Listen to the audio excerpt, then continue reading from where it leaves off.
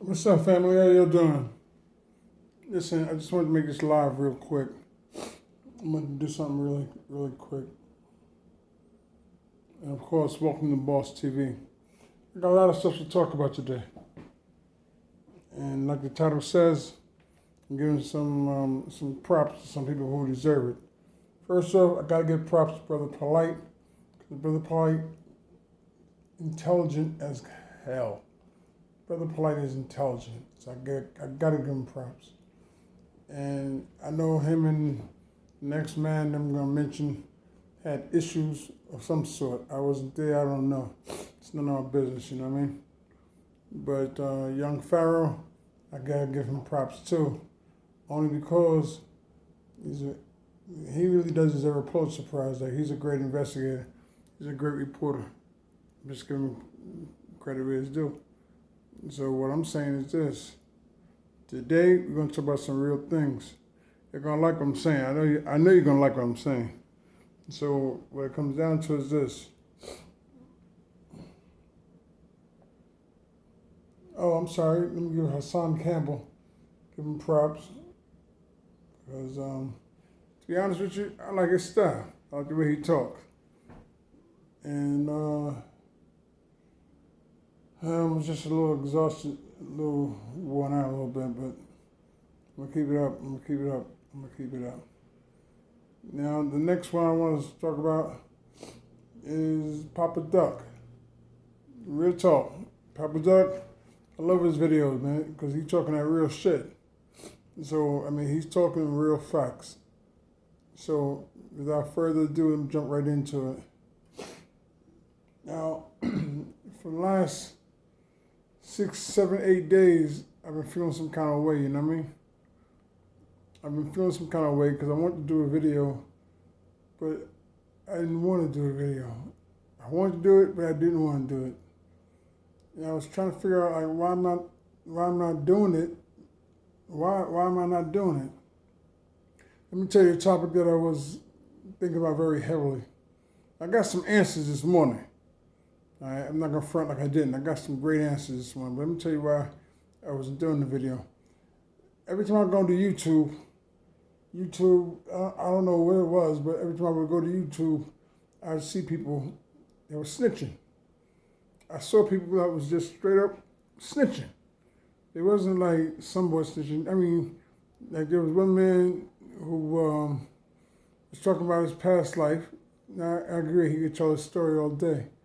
There was something about his style that kind of made me ask myself, is this nigga snitching? Like, it sounded like he's snitching. He's showing pictures and giving dates and giving names, and I call my man, because my man's a real dude. He's a stand-up dude. He's a stand-up man. He's done federal time. He's done decades. So he's a stand-up dude. And I call him and say, yo, is this dude snitching? Like, he sound like he's talking real shit, but is this nigga snitching? Because I know the nigga. I know the nigga from the block. I seen him put the work in. I mean, he was a, call it what it is. Allegedly, he was a killer, you know what I'm saying? So I was like, is this nigga snitching or like, what's the deal? Like, is he just telling a story? You know, I remember like, yo, he was a snitch. He's definitely on indictments. He's definitely ratted people out. He did. He did rat people out. I was like, word? He's like, yeah. I was like, yeah, that's good to know. So I seen him. I'm not calling his name, but you've seen him on YouTube, all his true stories about different people. And I was like, yo, it sounds like he's snitching, man. Is he snitching? Now, this video is not about snitching, but I'm just saying, this was one of the things I was thinking about. Because, see, I know this dude. I know this dude on a personal. And the thing is, that really got me fucked up was like, he was running around doing his thing, you know, he was doing his business, he was putting his work in. And I was like, he's a snitch. Like, damn. Like, this nigga's a snitch? Like, damn. I mean, he was somebody who you knew. If you mentioned his name, people automatically knew, yo, don't fuck with that nigga. That nigga's different. He'll do shit. So now I'm sitting here looking, this nigga turned state's evidence. That nigga was a federal cooperator. And I was like, damn, that's wild as hell. So I'm sitting here, and I've never been shot, stabbed, or locked up. That's my claim to fame. And it's not because I was an innocent dude, it's because I was a blessed dude. I had praying parents. I had people that believed in me. I had people that was in my corner. And the craziest thing is, I'm standing here, even as I'm standing here, I'm sitting here kind of like in shock, like, damn, this nigga was snitching, like for real? That nigga was snitching? I'm fucked up. Now, it's funny because I run a few things, I own a few things, I do a few things, and people know me as a boss, you know what I'm saying? But like, I was debating. I had to call my man, because I was like, dude, we gotta do something, man. I gotta say what I know, but I'm not snitching on nobody. My name is never gonna bring on nobody's indictment. I'm not getting incriminated. I'm not gonna self-incriminate. I'm not gonna turn nobody in. Like, I'm not on that shit. That's some real bullshit. So I'm sitting here, I'm thinking about it. I'm feeling some kind of way. Because it's one thing to see your man on TV. It's another thing to hear your man, he's a state cooperator, he's a federal cooperator, he's turning state evidence, you feel me?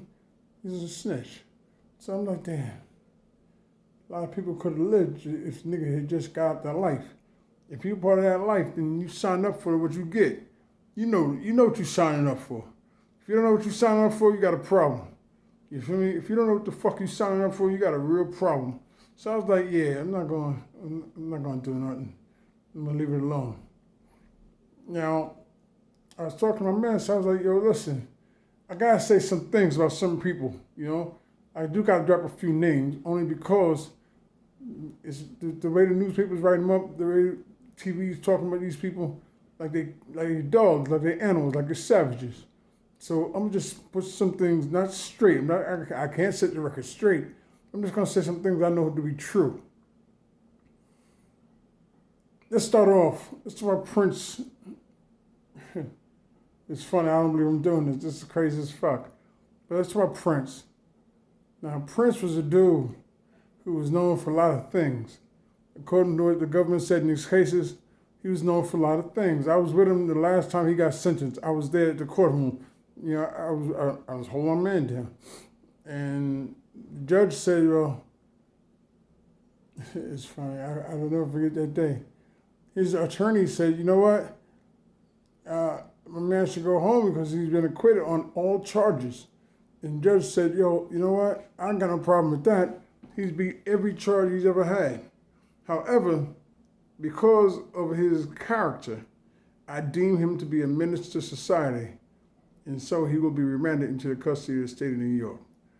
I was like, what the fuck does that mean? Like, what the fuck does that mean? It was like, yo, that means he ain't coming home. I was like, damn. Now, let me tell you about Prince. I'm not snitching. Trust me, I'm not snitching. Let me tell you about Prince. The only thing I remember about Prince, well, the only thing I know about Prince is one day I'm in Queensbridge. I'm on the Vernon side of Queensbridge, Vernon Street side of Queensbridge. And Prince rides up on a Honda Elite motor scooter. He's like, yo, man, I understand you're doing some good things out here. I heard a lot of good things about you. So I got you something. I said, what's that, man? He said, here's the keys, man. This is yours. Gave me a Honda Elite. Now, what does that mean?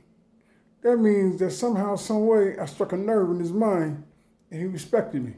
You feel what I'm saying? So I'm not going to go any further into why he gave it to me and what he thought I was doing, what things he heard. But all I'm going to say is this. Prince was not the monster. Now, let me correct that. Prince was not a monster to me. Now, I don't know who the fuck he was a monster to, but he wasn't a monster to me. People liked me. They thought I was honest. They thought I was faithful. They thought I was loyal. They thought that I was a trustworthy man. I was a man amongst men. You feel me? So, now, Prince was not the monster I hear about. Now, as far as with some of the other people, I went by their establishments. They liked me.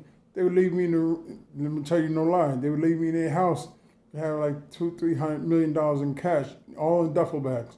You feel me? So I'm sitting there, I'm like, damn, are these niggas thinking, are they testing me? They want to see if I'm going to steal some shit? I never did, but I was like, are they testing me? But they came across real strong. They was real good people. They were good men. They were good fellows. You feel me?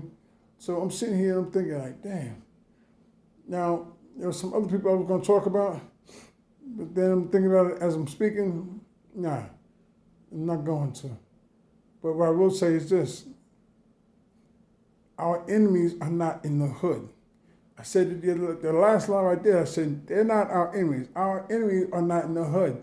You have to understand there's a thing called the King Philip's document that was written by Henry Kissinger. It was talking about the destruction of the black race in America. You got to understand something. Your enemy is not somebody you know. You don't know your enemy. Your enemy is putting that work in now. So I'm saying all this for a reason. All these youngsters, I'm going to call them young because even though I look boyishly cute and shit, I'm 56 years old. You know what I mean? I'm not a kid. I'm not a kid. I've been around this planet for 56 eons. I've seen it. Or as my man say, 56 mango seasons. So with that being the case, I'm telling you, right now, the King Philip document is in effect. It's something that was signed by the United States government.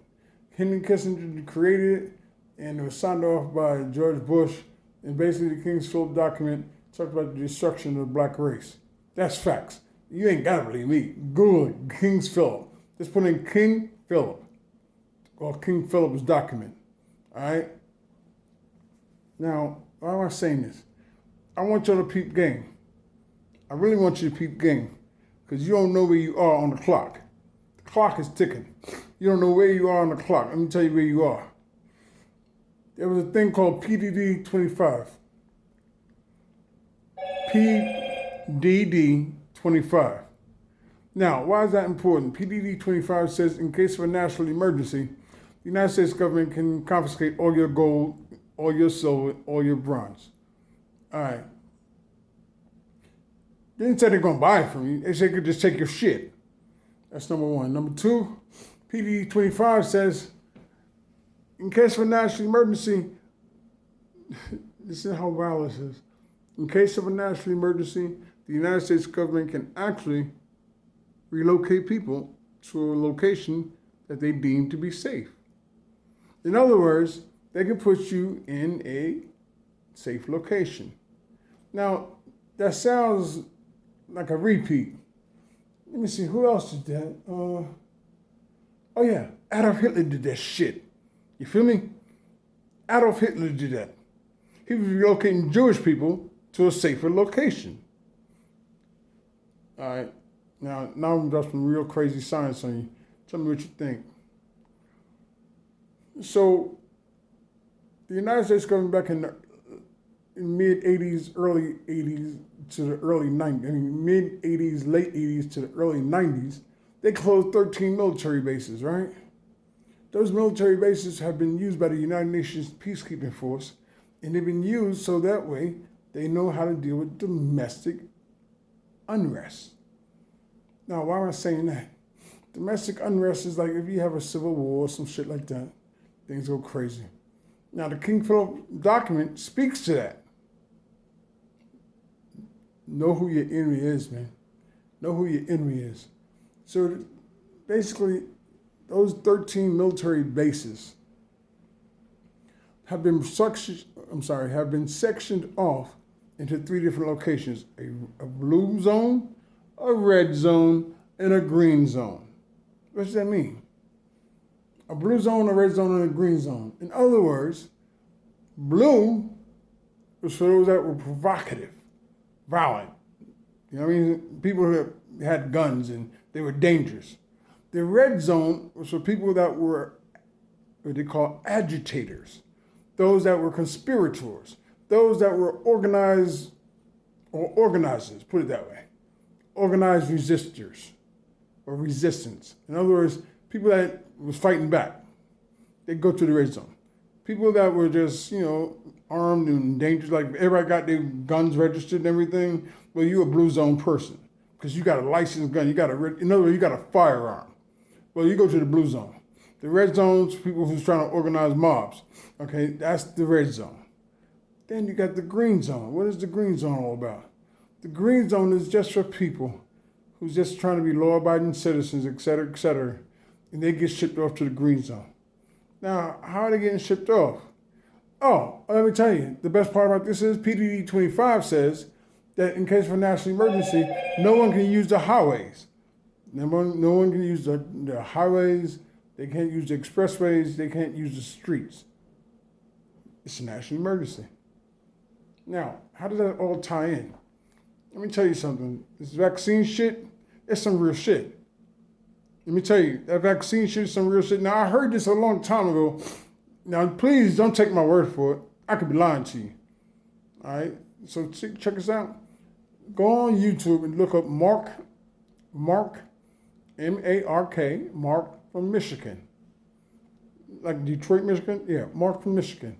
He was a militia leader. Don't ask me how I know, man. Leave me alone. Mind your business. But Mark from Michigan was a militia leader.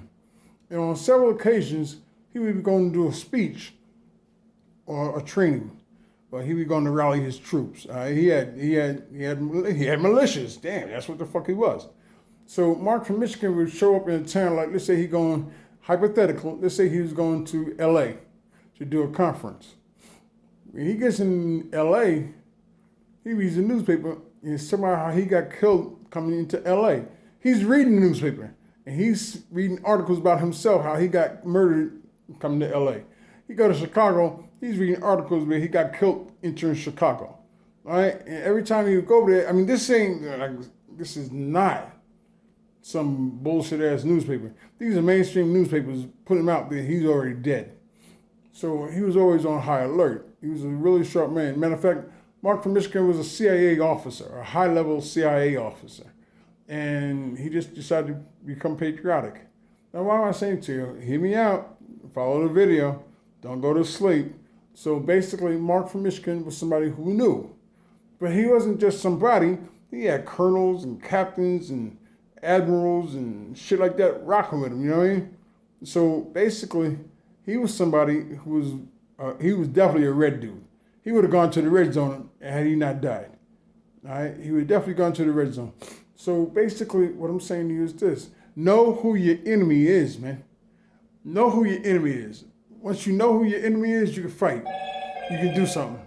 Until you know, you get always tricked up by things you think are your enemy. Now, it goes even further than that, right? Now, PDD 25, I broke that down. But now there's a thing called quiet weapons for silent wars. Quiet weapons for silent wars. What is that? Success is I don't know what that is. Want to get to. It's Silent weapons for... Hold on. Cut on the earth. The all-new 2021 Cadillac Escalade. Okay, here we go. I don't know what that was. The business when I heard you took a shit on stage. I was like, Hold I'm on. not sure about this. Yeah, sorry about that. So here's the deal. In Silent Weapons for Secret Wars, there was a man who went to a surplus auction. And he was just going to get a copy machine to take it back to his business and use it for parts for his copy machine. So he wins the auction, or he wins that bid. He gets the machine, he takes it back to his office. When he gets to his office, he's breaking it down so he could use it. Like I said, he just wanted to use it for parts. As he's breaking it down, there's a document inside the machine. Okay? He opens the document, he starts reading. It's a government document, classified. The document says stuff like, this is how we're going to do this is how we're going to do that, we're going to shock test America, we're going to do this. It was a high-level document. Somebody fucked up and left it in the machine. So he's reading it. And as he's reading it, he gets real nervous now because it's talking about a whole lot of genocide,